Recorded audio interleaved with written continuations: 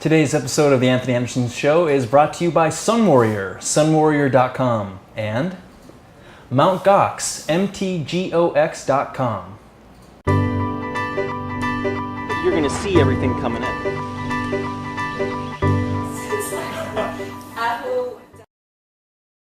Good company. Greetings, everybody. This is Anthony Anderson coming at you live from New York City. And today we are with a very special guest. His name is Nies. Many of you will know him from early on, back in the day, Real World, The Grind, the first, probably the first reality show. Yeah. Very cool. Much more importantly, though, he is now a very well-known health activist, getting people into the holistic living lifestyle. And he's actually doing a march. Not against Monsanto, but a march to wake people up about truth and labeling from New York City to Washington? Yeah, 313 miles. Cool, cool. Yeah. So tell us a little bit about, for the people that are just getting into this, your journey about, getting into the holistic lifestyle from, you grew up in New Jersey? Yep, yeah, okay. I grew up, I'm a Jersey boy down by the Jersey Shore. Cool. I've always had an interest in health and wellness as a kid. I was, an athlete, so we were always looking for good things to eat. But, at a young age and, growing up in America on the standard American diet, we thought we were doing the right thing. Yeah. But then you meet new people and you read a book and you gather some new information, and then you just start to evolve. And just start to search deeper and deeper. And yeah, the last almost 5 years now, I've been pretty much a raw foodist, about 95%, 100 most of the time. When I travel, I have to adjust. Sure. Because you're not really sure where the foods are coming from. Yeah, absolutely. And I can wither away pretty quickly. So I can go from about 170 pounds to 160 almost overnight. Yeah. So I have to be careful about that. But it's been a spiritual journey. First and foremost for myself, for self-empowerment. But then as I got older, it started to become more personal with me about the future generations and my nieces and my nephews and the kids that are growing up in this country and around the world. Through the entertainment industry, I got heavily active in being involved in a number of different organizations over the years, through charity work and raising money for different charities like pediatric AIDS and kids with cancer, childhood obesity, and things like that. And the more that I, offered myself or my service to the community, the more I became aware of what was actually happening, the truth of what's happening, not only in our country but around the world. And it really opened up for me when I helped to organize a campaign to raise awareness for childhood obesity. And one of the parts of the campaign was us driving cross country from California to New York, visiting the 15 most obese cities in America. And along the way, we visited school systems. We spoke to mayors, governors, parents, teachers, nurses, doctors. We did a whole bunch of press along the way. When was this? This was about 6 years ago, okay. 6-7 years ago. The name of the project was called Get Tiny. Oh, cool. I partnered up with a group of guys, and the gentleman who we were working with was Emmanuel Yarborough. He was a world amateur sumo champion, and when I met him, he was about 860 pounds, 6'7". Guinness Book of World Records, world's largest athlete. So we went to Tiny, is his nickname, and we asked him if he would be interested in being the poster child to fight childhood obesity, and he agreed. So we went, through this 2-year journey to bring him back to his fighting weight and get him healthy to go to the Olympics in Beijing, China.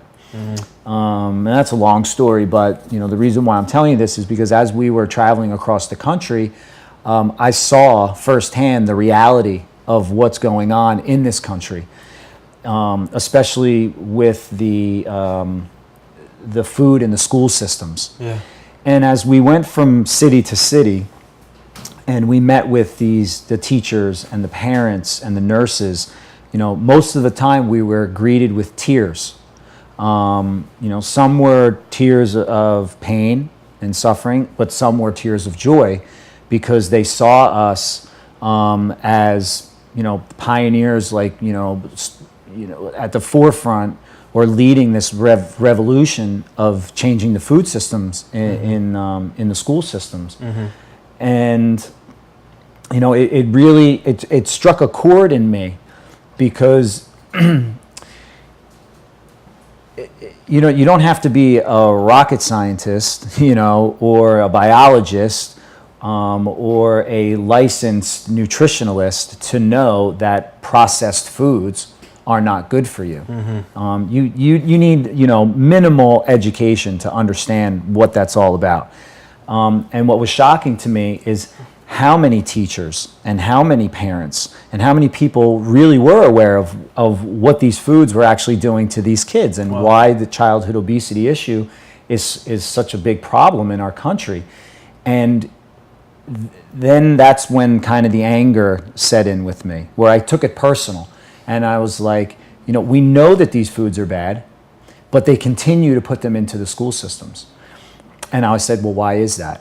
I'm the type of guy that asks why. Why is this the way that it is, and why are we not doing something about it when we know that childhood obesity is the worst epidemic that the world has ever seen, and it's the first time that our children are going to die before their parents because of heart disease or diabetes or high blood pressure or whatever it is. So I said, why? Why are they not doing something about it? Right. And they still don't. So that's really why I'm sitting here today, is because, I'm just like you. I grew up in suburbia New Jersey. I'm just like everybody else out there. And I want to know why. I want to know why we allow companies like Monsanto to produce genetically modified organisms and put them into our food and not tell us about it. Why do you think that is? How much time do we have? And, it's like, also be careful what you say, and what your stand is. What are you willing to do to fight this? But I obviously believe that there's an agenda. There's always an agenda. Nothing is done without a reason. So there obviously is a reason, and I would love to uncover what that is. I can't speak firsthand of why I think this is happening. I have my opinion based off of my own, research and understanding. But ultimately, I don't think that a government that aims to control people want unique, individual, powerful, healthy, vibrant, loving human beings walking around in their government. They don't want that. Because really, truthfully and honestly, I'm useless to them because I don't buy their drugs, I don't eat their processed foods, and I don't play by their rules. I live outside of their box. So if 200 million people were walking the path that we're walking, what do they gain? How do they make money off of us? They don't. So of course they want us to be unhealthy and sick. They want us to pay our taxes, and they want us to pay, for insurance and for health care and for all these things, and go to the doctor 2-3 times a year and buy a whole bunch of medication. But that's not me. So I'm insignificant to them. But I'm very significant to the people in this country and around the world that are suffering and that are in pain and that are depressed and have low self-esteem and are insecure and essentially are living in fear, because that's really what this whole game is about. Do you live in fear or do you live in love? Who are you and what side are you on? So that's what I'm all about. That's what my message is, and that's the work that I do today. And I've been doing that for 5 years. I created a program called The Beauty Way. It's a transformational program that I take people through a 3 to 4 week process which helps to transform their perception of themselves and their place in the world. It's a physical, mental, spiritual, emotional, transformational journey that I take people through, because I want people to be able to stand up on their own, to develop their own belief system in who they are, and have a strong understanding of why they're here and where they came from, and know where they're going, and walking through this life with purpose, with a meaning, and a belief that comes from their heart. So in a nutshell, that's what it's all about. But this guy right here, Little Sugar Ray, the seed saver, is going to be leading the way on the march that starts on Saturday, October 1st. October 1st. Yeah. Sugar Ray. This is Superfood Super Dog Sugar Ray Robinson Cooper, the seed saver. Where did you meet him? Sugar Ray is a rescue. He was actually rescued from East LA, and they used him as a bait dog in pit bull fights. And they would put him in the middle of the ring and then get the dogs all fired up before that they would fight. So we saved him, and he's been in my life for almost 5 years now. And I share him with his mom, Lisa. And we have an amazing connection. I actually, he randomly ran after some geese on a frozen lake one time and fell in. And I actually had to crawl out on the ice and dive into the water to save him. So we have a really strong connection. But his next mission in life is to walk to Washington, D.C. to stand up for the right to know about GMO labeling. Yeah, that's great. Yeah. That's great. It's such a good idea. And it's going to be a 2-week march? Yep, it's a 2-week march. It starts off here in New York City. And there's about 500 people that are signed up to march the whole way. Okay. And then along the way, we make stops. We do about 20 miles a day. Okay. And then there's the road show. There's speakers that are coming out to talk about the issue. And there's like little events and parties and stuff that are going on. And then also, it's not just between here and Washington, D.C. There's all kinds of events happening all over the country. Oh, great. So,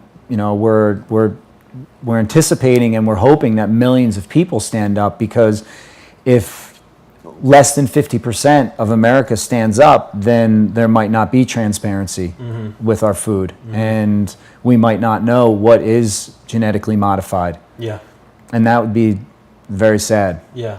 How long do you think it's been going on? Like since they've introduced it? Maybe 10 years, 20 years? I think so, yeah. But I think almost 70% of the farming now in America is GMO farming.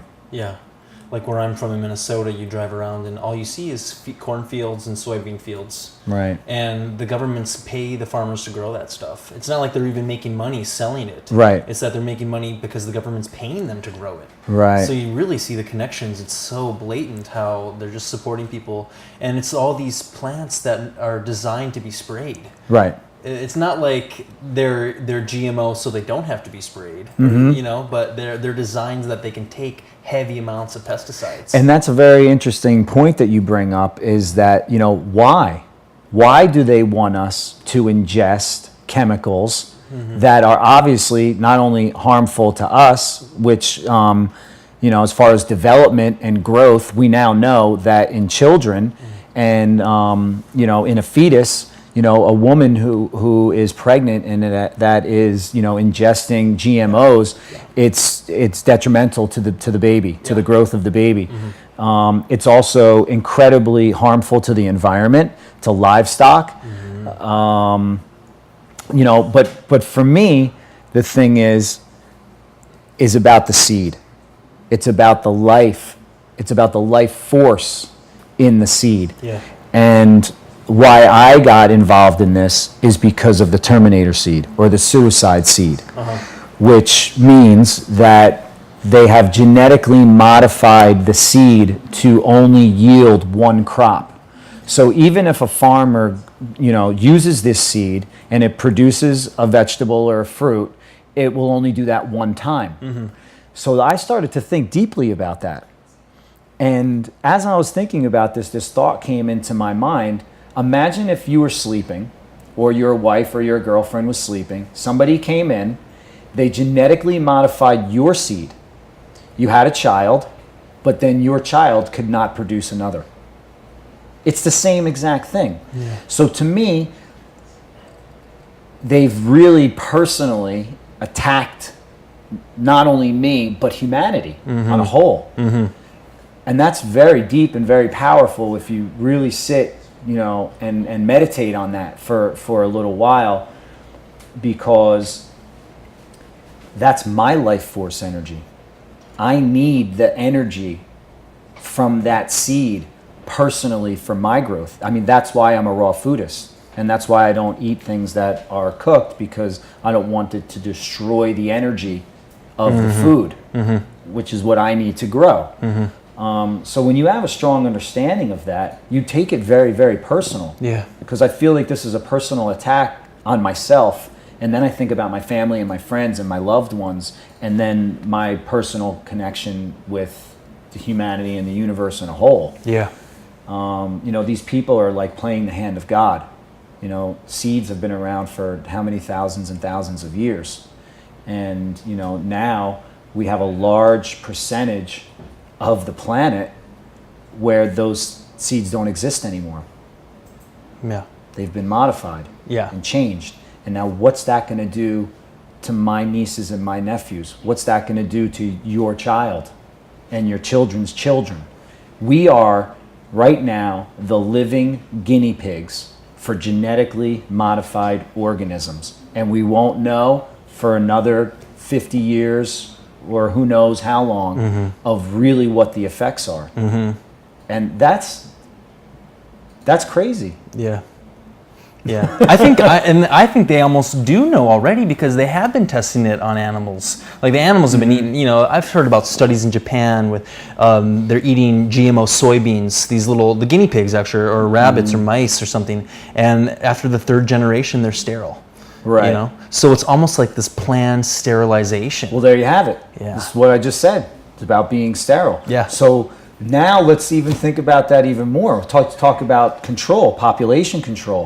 I mean, this is crazy, and I don't want to go off into conspiracy theory zone, but it really makes you think. Yeah, if you look at the studies. Yeah. I mean, I don't like to use the word conspiracy theory, because as soon as you say conspiracy theory, it turns people off. Yeah. Because nobody wants to believe that our government doesn't have our best interest at hand. Yeah. But as soon as somebody talks to me about that, I go right back to the lunches in the school systems. Yeah. Why don't they change that? Yeah. Forget about everything else. Yeah. We don't need to talk about politics. We don't need to talk about war. We don't need to talk about anything else. Let's just talk about why they don't change the school lunches. Yeah. Are you familiar with Jamie Oliver and what he did? Yeah. Do you know what ever came of it? Was there some kind of change? He's still going. There's a petition. There's over 1 million people now that have signed it, and I know that he's still going. Yeah. But Jamie's somebody that I would love. I'm sure that I'm going to cross paths with Jamie in the future, especially after this March. Sure. But now's the time. Jamie, he's an incredible human being, and he's done so much on his own, and he's got a lot of celebrities and people in the industry that have a voice, that have joined on and support him. But now it needs to be not 1 million people. We need 200 million people. Like, we need humanity to step up. Yeah. And humanity to create a revolution, not just one person. We all need to wake up and say, yes, we need a revolution to happen. Yeah. And I think that's what we're talking about now. You have Jamie Oliver's food revolution. Now you have the right to march, which is a revolution. And I think we're going to see now, towards the end of this year and going into 2012, more that word revolution. You're going to hear more and more and more. Yeah. Because people aren't gonna stand for it. Yeah, it's a serious battle going on right now, and a lot of people don't realize the severity of it. No. Yeah, it sounds very extreme, but I really do feel like there's a war going on right now against us, and that sounds very defensive and everything. But if you look at the facts and look at what they're doing, it does seem like they're using the same. I mean, Agent Orange and Roundup. The connection. That's right.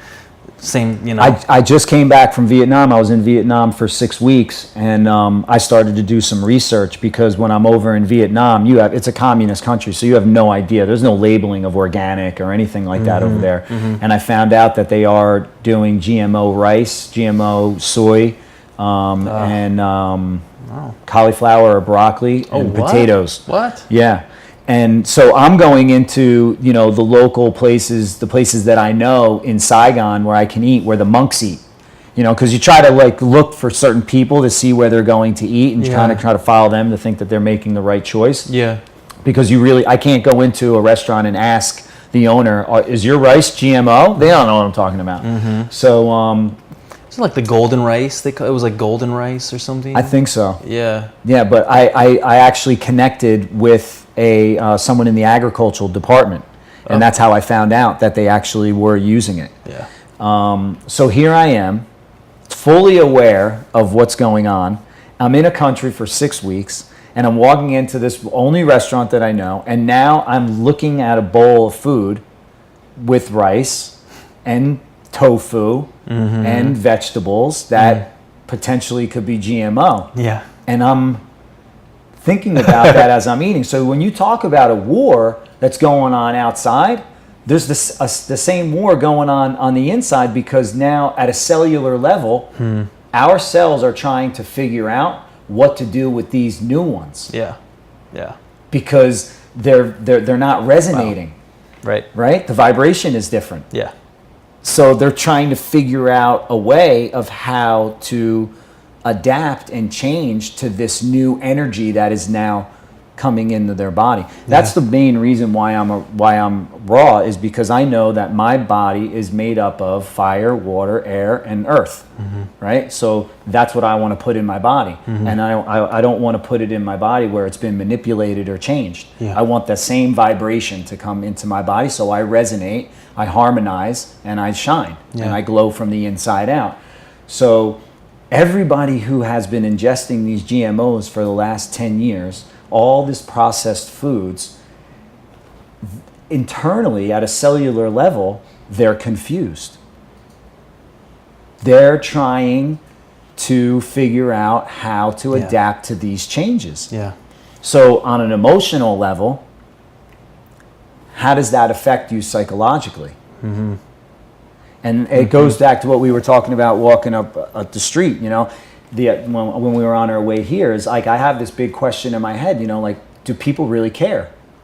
And that's the big thing about this march for me. That's one of the main reasons why I decided to be a part of this march, is because I want to know how many people in this country really do care.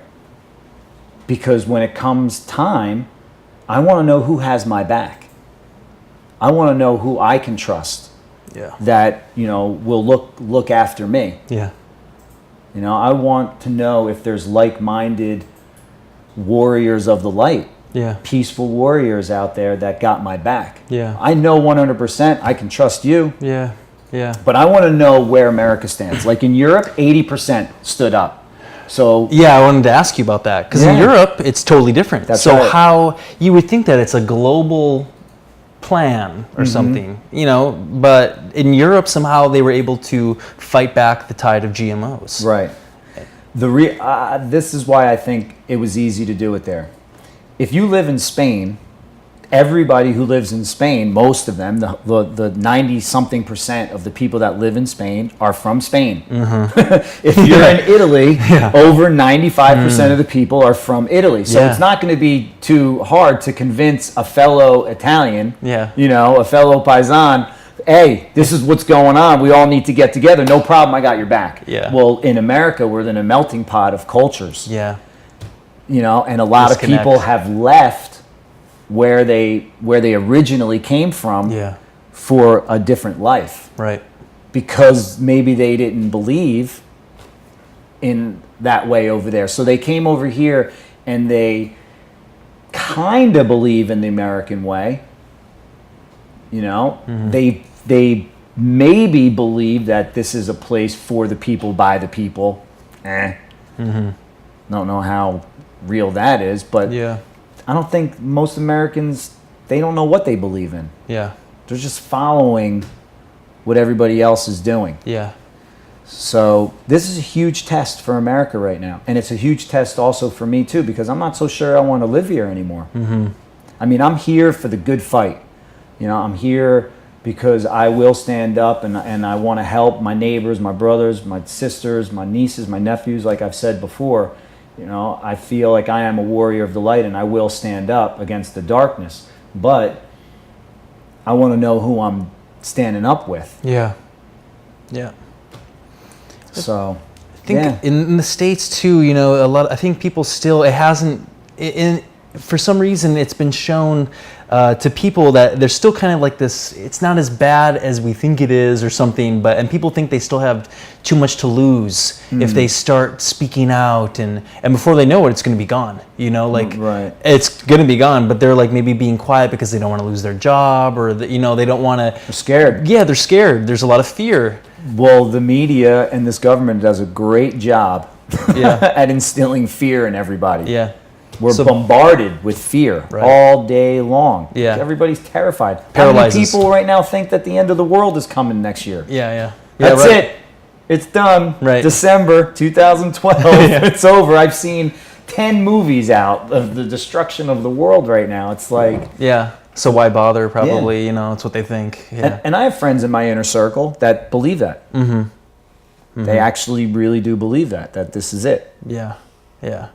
I believe the change is happening. That's the thing. It's like, I think we're in the change. We're in that the cycle. If you look around, I mean, there's major shifts occurring. Right. So it's almost like it's happening, but it doesn't mean the world's going to be destroyed or anything. Right. But what does that mean, the end? Is there really an end? I don't think so. I think it's maybe a shift, and the shift's occurring with all this stuff. Right. You know, I think we're in it right now, and you know, there's just so much. It's a really interesting time to be alive. Let's do a quick sponsor mention, and then we will get right back to the conversation. So let's start with Sun Warrior, sunwarrior.com. Raw vegan protein. They have a really great, they started off with the rice protein, and it's 98.2% absorbable, and it's brown, chocolate, vanilla, and regular. And they are recently coming out with the Warrior Blend, which is a blend of hemp, cranberry, and pea protein. And then they added in a little bit of coconut in there as well for the medium chain fatty acids. They've got other products as well, sunwarrior.com. Check them out. It's a really good company.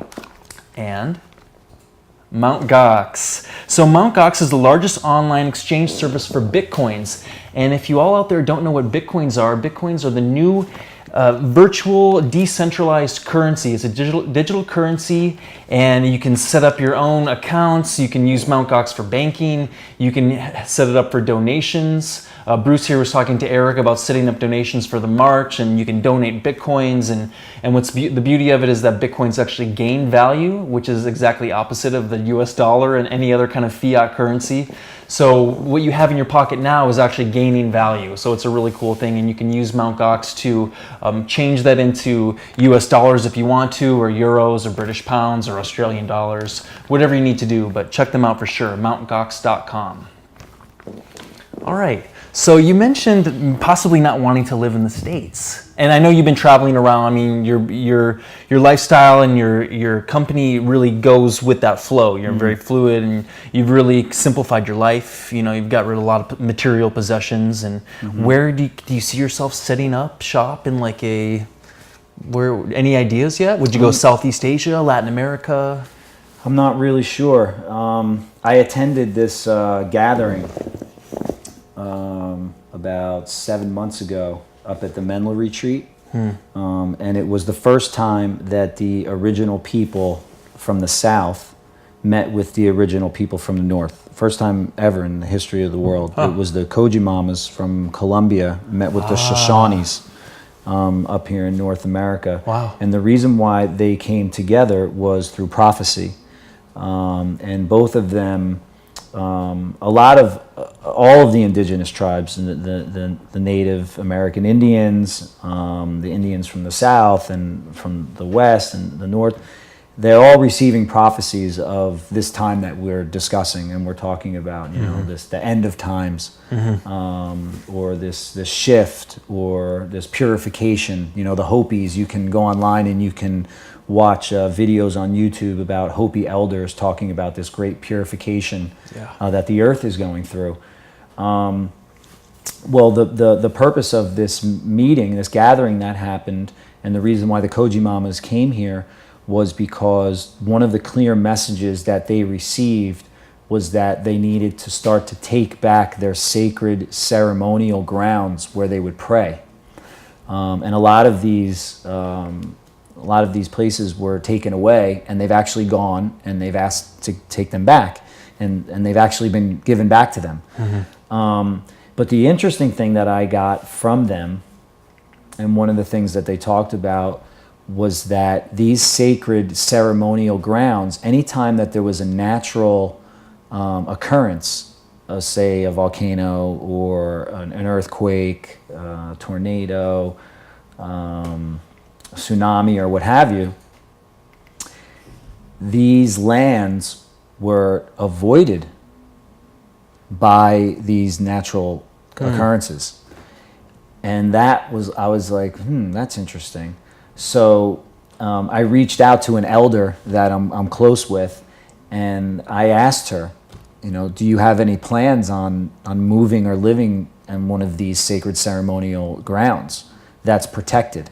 Because I personally believe, and what we've been seeing already, obviously, as the earth is going through a great change, the crust of the earth is shifting, and it's moving, and that's why we're seeing, you know, volcanic activity and earthquakes and the tsunamis and things that have happened.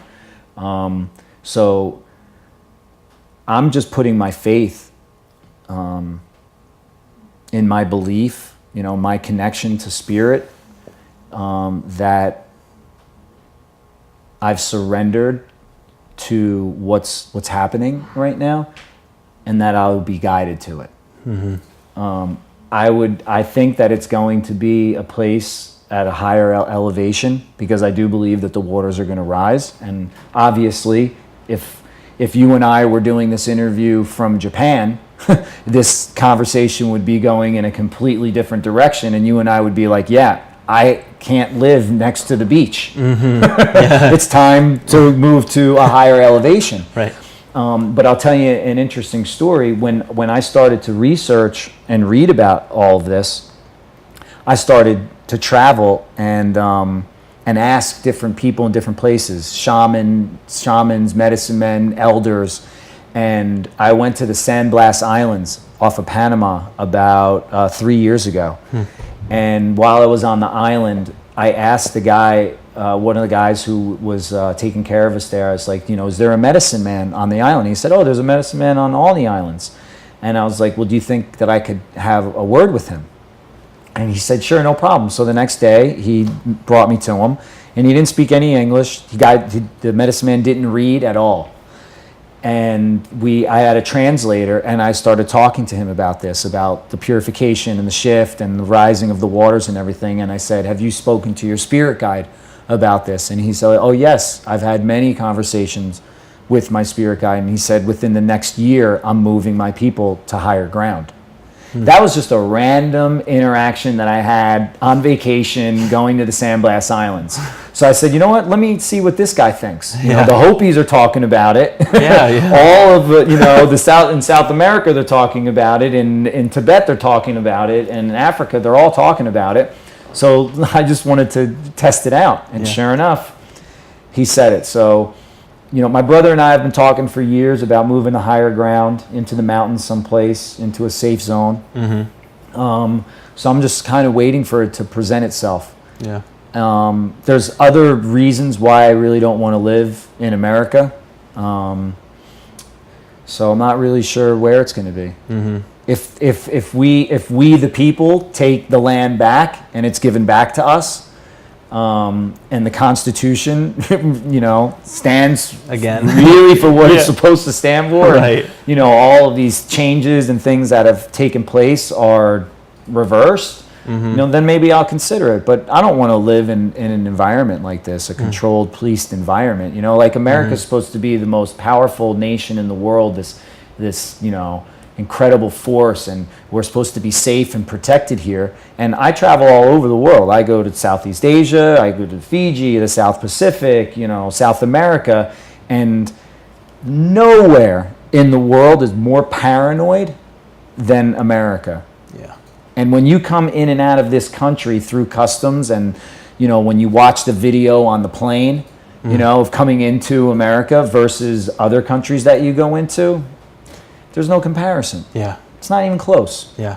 And if you don't leave this country, you wouldn't know. Yeah. So you just think that we're protecting ourselves from the terrorists. Yeah. It's really a big joke. Yeah. And the more that I look at it, I think how ignorant, Americans really are, and how uninformed they really are. And then that raises the question, do you really care? Because if you really did care, then you would research, and you would look deeper into it, and then you would be reading and finding out the same information that I am and millions of other people that have been doing it. You would be in the know, but they turn the cheek. And that's what I want to know. Why? Yeah. Why? What are they so scared of? Yeah. And who knows? I don't know what that answer is yet. There's a strong trend of anti-intellectualism here. There's that. And there's a lot of distractions. My big wake-up kind of occurred when I was living in Europe in 2003. And that was finally when I could detach from all the distractions and the noise from the States, and I didn't have a TV, and I could just, kind of unplug, and all of a sudden, all these thoughts started coming to me. I wasn't even, I read some Thoreau, but it wasn't like I was reading very political stuff. But I think it was just the quietness of it all, and then the ideas start coming in. And I think that's the whole idea, is to just make it as loud and noisy as possible so people can't even think. Right. They're just trying to stay above water and get their paycheck. And then, they're not thinking about geopolitics and food, food politics. Right. And I know I'm ashamed when I see people coming into the States from other countries, and they have to get fingerprinted, and they have to get the photo taken. It's like, oh my God, I'm sorry. It's so embarrassing. Yeah. I don't even know why they would want to come here anymore. You know what's crazy is this was the first trip when I came from Vietnam. There was a couple of times when I was in Vietnam, and people asked me where I was from, and I told them Australia. Oh, wow. First time this year. Wow. I didn't feel comfortable saying it. Yeah, jeez. It's terrible. It's like I grew up here. This is my hometown. Been here my whole life, and to not be proud. Yeah, I know. It's not a fun place to be. Yeah, I know. And there's so much potential here. That's the shame of it. So many good-hearted people. I think Americans, deep down, or even not, at their core, they're very friendly and nice. But there's a lot of fear, and then there's a lot of they're coming from lack, there's all that, and it just controls people. But I think on the bright side, there's so many people waking up, and like what I said, strangely enough, on the walk up, the foodie movement is really tuning people into not only clean food, but holistic living, and then you just get into that rabbit hole. Right. And I think it's that first little net that catches people is the foodie movement. People that want to eat farm to table, and then they start learning about organic, and then and then their brain starts working on different levels because they finally have nutrients after 30 years, and then I think that's the key. I love my inner circle. I love the people that I'm connected to that are like-minded. It's beautiful. I have incredible friends in a lot of different places, just beautiful, beautiful people with huge hearts, and open and honest and caring and loving and not living in fear. It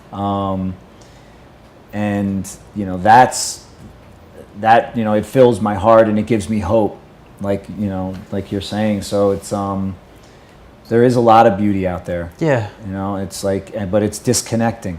Yeah. Like you said, it's when I work with individuals and I take them through the beauty way, that's exactly what I do. I disconnect them. No TV, no phone, no computer, no magazines, no newspapers. Wow. We go to the desert, and they connect with source, with nature, and with themselves. And they get quiet, and they listen. and focus. And that's when they can tap into their true self, because they're not distracted. We're all just constantly distracted from ourselves. Yeah. Yeah. So then how could you have compassion and empathy for another? Right. Right. It's very difficult, almost not possible. Yeah. Yeah. And that's what the design is here. I think so. And there's kind of been some talk, even in my own life, of maybe moving to Hawaii or something and living that kind of lifestyle. But then you start to wonder, like, wow, would I go bored? Would I go bored out of my mind, like after 3 months or 4 months? And like I would need to, or like not having the internet, or it's like, have we gone that far down the hole where we could be, let's say, magically taken back to 1,000 years ago, super clean air, clean food, living with our loved ones, and people would be like, I'm bored out of my mind. Like, I want to go back. I don't care if I'm going to die at 60. Like, I want excitement again. Right. Because we're so used to all the Yeah, I've been there. Crazy. I've been in that situation, and I could do it. Over the years, because of the business that I'm in, the job that I have, I could live wherever I want. But to go move to an island, and this is just personal for me. I'm a warrior at heart. I can't walk away from it. That would be like a retreat. I can't. Yeah. I just can't do it. I agree. And I even say it, like, I'll go on vacation and I'll go to beautiful places like that, and I'll even say to myself, man, why don't I just stay on this beach for the rest of my life? Life would be so easy and so nice. Yeah. And then I go, oh, but my nieces and my nephews, and the thousands and millions of kids around the world, the billion kids that are starving, the billion people that are fighting obesity. Like, my heart, I guess my heart can't handle that, the suffering. Yeah. I'm too connected to the suffering of other people. I can't just stand there and watch somebody suffer and not do something about it. Yeah. Like, I could sit here and really think about it and probably start crying. Yeah. Because it's really personal to me. Yeah. So it's yeah. Yeah. Can't walk away. Can't walk away. Can't walk away. Yeah. Gotta fight. I mean, a soldier will identify with that. Don't leave your man behind. Yeah. They're trained to think that way. Yeah. Boot camp, year after year, day after day after day. Don't leave one man behind. Right. Right. Conditioned. Right. Trained. Yeah. So it's like, I can relate to that. Yeah. Because without a doubt, 100%, I don't care who it is, if it's my blood brother or you. If a situation happened right now, there's no way I'm leaving you behind. Yeah. I'm not. If there's a fire, I'm going to try to go inside and pull you out. Yeah. I don't care who you are. Yeah. Yeah. And you could be the so-called enemy. My heart's just too big. I can't, I couldn't walk away. Yeah. Yeah, that's great. That's great. That was something else we were talking about was, like the dark forces that are at, all the stuff that they're up to, but deep down, like we really have to send them love. Yeah. And know that, they're the most tricked out of all of them. They've given up so much of their humanity for money or for whatever, control and all that stuff, and they're so deep down in that hole, and they're almost the most brainwashed of them all. And they need more love than anybody. Yeah. I thought about I thought about that with the President of the United States and his wife and his 2 children. Like, I have empathy for his family. Yeah. And for him, he's locked in. Yeah. Yeah. And there's almost like there's no way out, kind of. And I can imagine there's that moment where he gets that call. Or there's that meeting, look, this is what you've done. This is the system that you came up in, and now this is what's expected of you. Yeah. Yeah. Trapped. Very trapped. Yeah. I mean, of course we have our free will, but here's the interesting thing. this is the craziest thing of all, Anthony. We are human beings on this planet Earth, co-creators, supposedly to have the free will to choose what we want to do with our life. Mm-hmm. Right now, all of the Americans that are out there eating genetically modified organisms have that has been taken away from them. Yeah. Because they are choosing to eat something that they don't know what is inside. Yeah. These people, Monsanto and the government, because there's people that work for the FDA that also work for Monsanto. Yeah. 3 years in Monsanto, 3 years in the FDA. Back and forth, back and forth. So this is our American government. Do you understand what I'm saying to you? It's not a multinational corporation, just Monsanto. This is the American government that is behind these genetically modified foods that have taken away your free will to choose what you want to eat knowingly. Do you care? And if you don't, please ask yourself why. And if you have children, try to explain to your children why you don't care. Yeah. And if you can't, call us and we'll help you explain and change the way that you think and change your perception of yourself and your perception and your place in the world, and help you to develop the ability to not be scared, to not have fear. Yeah. Yeah. That's the thing. It's like we are what we eat, you know? So Oh my God. What's How going long on have with we that? heard you are what you eat and the children are our future? Yeah. If I hear it one more time, I'm going to throw up. Obviously, children are not our future, because whoever came up with that slogan, and whoever's backing that, and if it's coming from a governmental position, it's a bunch of BS. Yeah. Because you don't care. Yeah. Stop lying to us. Yeah. Because if you really cared and believed and were creating an environment for children are our future, then you wouldn't be putting the foods in the school systems. Because you just wouldn't.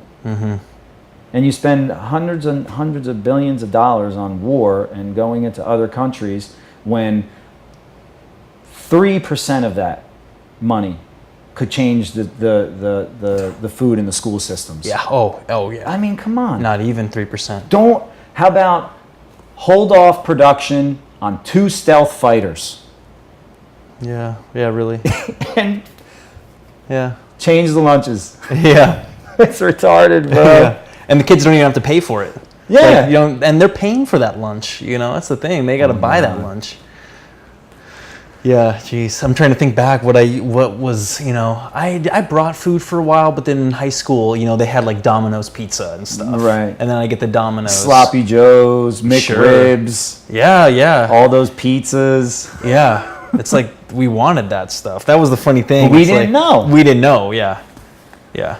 But now you're not gonna tell your kid to go eat a sloppy Joe now. Oh gosh, no way. No way. Not a chance. I wouldn't even let them be in that school system because of all that, because they would be poisoned in my mind. Yeah, I wouldn't even want them exposed to that. What do you do for your like daily practice or ritual to keep you balanced and keep your head right? Because I know that this stuff obviously bothers you, and it frustrates me, it aggravates me, and there was even a time in my life where like I felt like I could potentially be dangerous to someone else when I started to gather this knowledge and understand the truth of really what was going on. I was angry.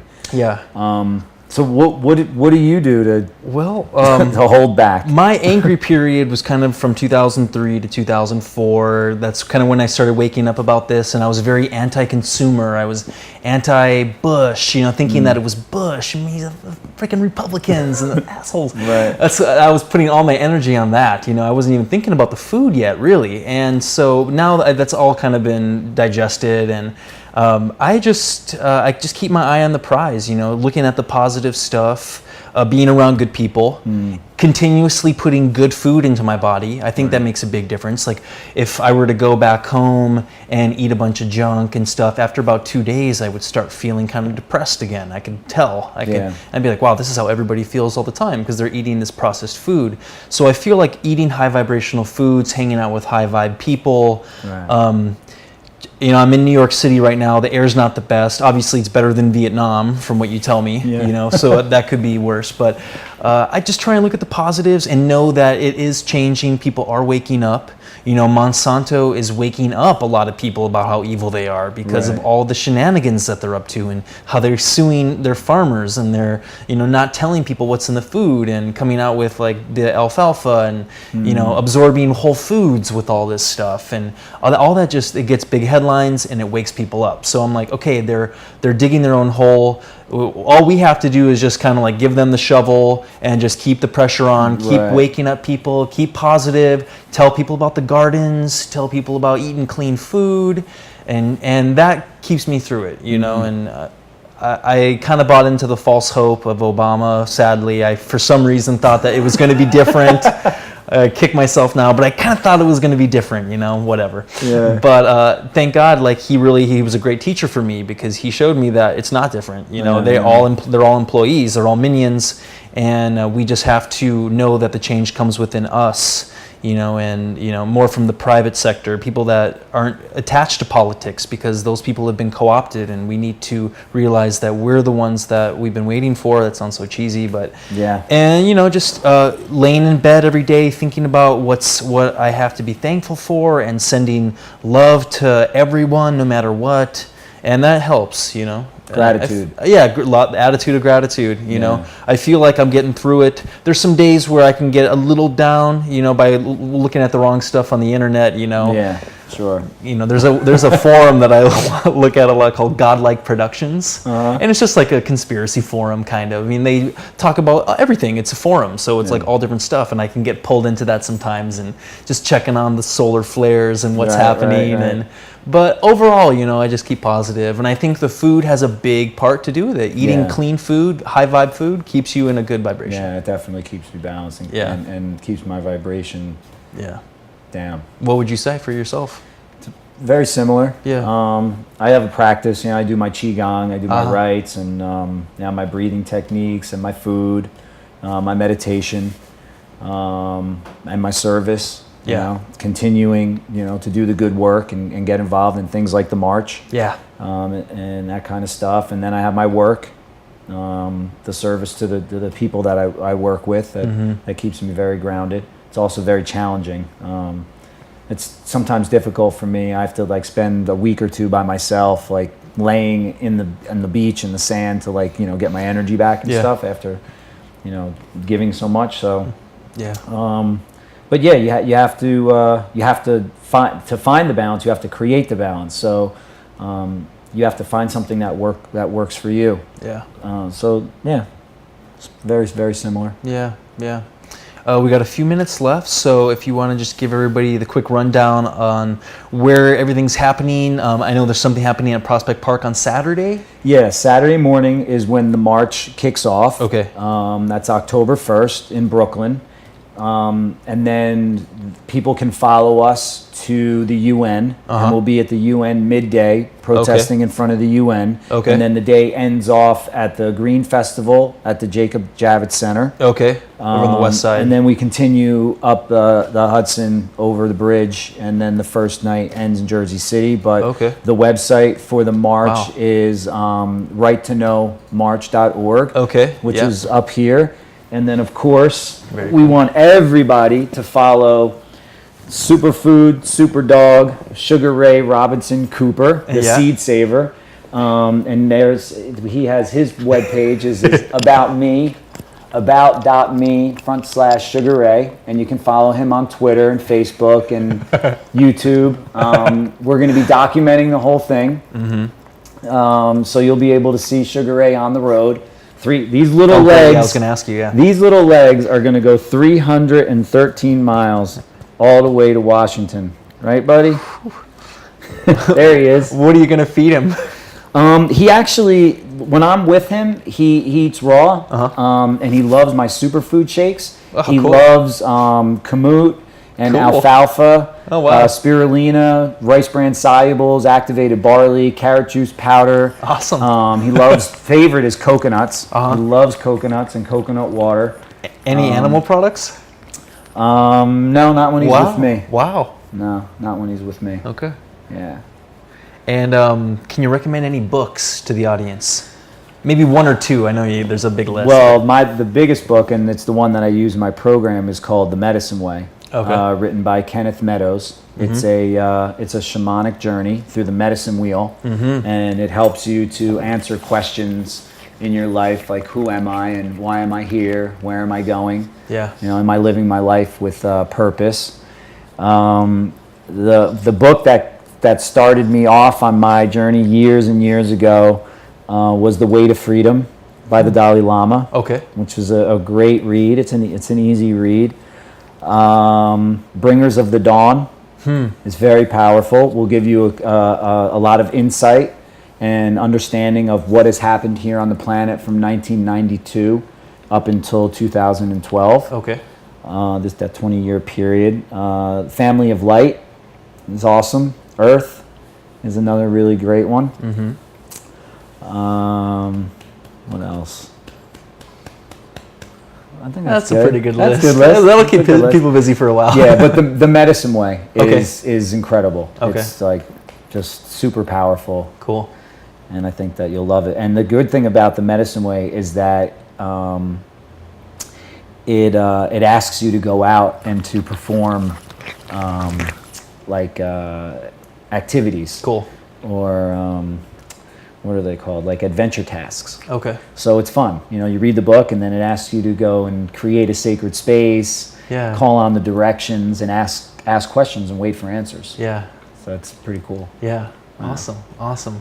Well, good luck with everything, and Thank you. hopefully I'll be at Prospect Park on You Saturday. better, Film dude. some stuff. Yeah. If you're still in town. Yeah, I'll be in town. I'll be Okay. in town. Well, I'm helping my girlfriend move, so we got to do some stuff in the morning, but it'll be Well, I'll help you move for an hour, and then we'll get it done like that, and then we can go to the park. right on. All right, cool. Yeah. But thank you for having me. Yeah, I likewise, appreciate man. it, and God bless you, Yeah, and God bless, continue to man. do what you're doing. Yeah. Oh, he's ready. He's ready. It's good to know you. Thank you for being you. Yeah, brother. Yeah. Likewise, man. All right. Thanks everybody so much for watching. Peace. Oh, he comes on me. Anthony Anderson, onlyoneTV.com. Thanks so much, Eric. Really appreciate it, man. Peace, everybody.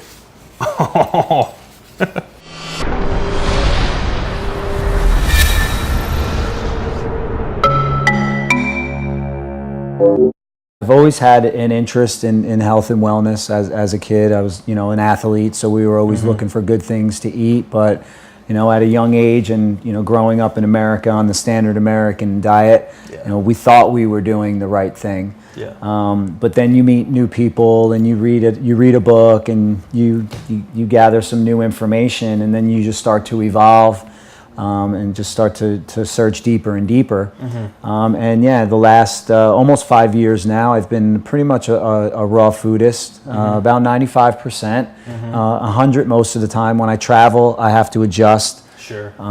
Because you're not really sure where the foods are coming from. Yeah, absolutely. And I can wither away pretty quickly. So I can go from about 170 pounds to 160 almost overnight. Yeah. So I have to be careful about that. But it's been a spiritual journey.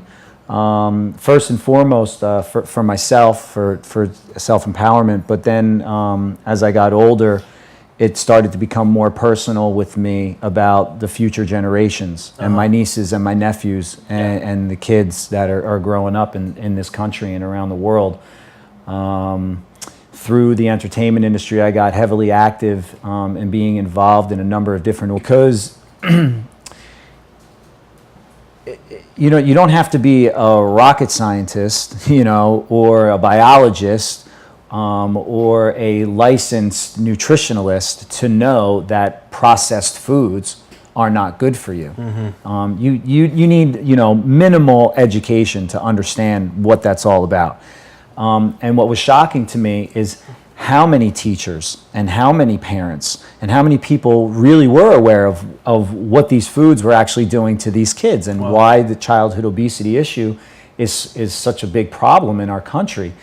And then that's when kind of the anger set in with me, where I took it personal. And I was like, we know that these foods are bad, but they continue to put them into the school systems. And I said, well, why is that? I'm the type of guy that asks why. Why is this the way that it is, and why are we not doing something about it when we know that childhood obesity is the worst epidemic that the world has ever seen, and it's the first time that our children are going to die before their parents because of heart disease or diabetes or high blood pressure or whatever it is. Yeah. So I said, why? Guinness Book of World Records, world's largest athlete. So we went to Tiny, is his nickname, and we asked him if he would be interested in being the poster child to fight childhood obesity, and he agreed. So we went, through this 2-year journey to bring him back to his fighting weight and get him healthy to go to the Olympics in Beijing, China. And that's a long story, but the reason why I'm telling you this is because as we were traveling across the country, I saw firsthand the reality of what's going on in this country, especially with the food in the school systems. Yeah. And as we went from city to city, and we met with the teachers and the parents and the nurses, most of the time we were greeted with tears. Some were tears of pain and suffering, but some were tears of joy, because they saw us as pioneers, like at the forefront, or leading this revolution of changing the food systems in the school systems. And it really struck a chord in me. Organizations over the years through charity work and raising money for different charities like pediatric AIDS and kids with cancer, childhood obesity, and things like that. And the more that I offered myself or my service to the community, the more I became aware of what was actually happening, the truth of what's happening not only in our country but around the world. And it really opened up for me when I helped to organize a campaign to raise awareness for childhood obesity. And one of the parts of the campaign was us driving cross country from California to New York, visiting the 15 most obese cities in America. And along the way, we visited school systems. We spoke to mayors, governors, parents, teachers, nurses, doctors. We did a whole bunch of press along the way. When was this? This was about 6 years ago, Okay. 6-7 years ago. The name of the project was called Get Tiny. Oh, cool. I partnered up with a group of guys, and the gentleman who we were working with was Emmanuel Yarborough. He was a world amateur sumo champion, and when I met him, he was about 860 pounds, 6'7".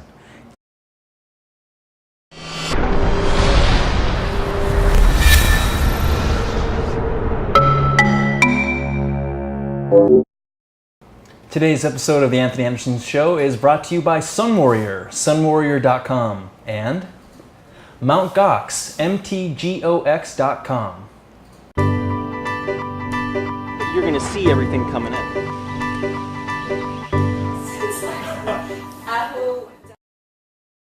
Good company. Greetings, everybody. This is Anthony Anderson coming at you live from New York City. And today we are with a very special guest. His name is Eric Nies. Many of you will know him from early on, back in the day, Real World, The Grind, the first, probably the first reality show. Yeah. Very cool. Much more importantly, though, he is now a very well-known health activist, getting people into the holistic living lifestyle. And he's actually doing a march, not against Monsanto, but a march to wake people up about truth in labeling, from New York City to Washington. Yeah, 313 miles. Cool. So tell us a little bit about, for the people that are just getting into this, your journey about getting into the holistic lifestyle from, you grew up in New Jersey? Yep. Yeah, I grew up, I'm a Jersey boy down by the Jersey Shore. Cool.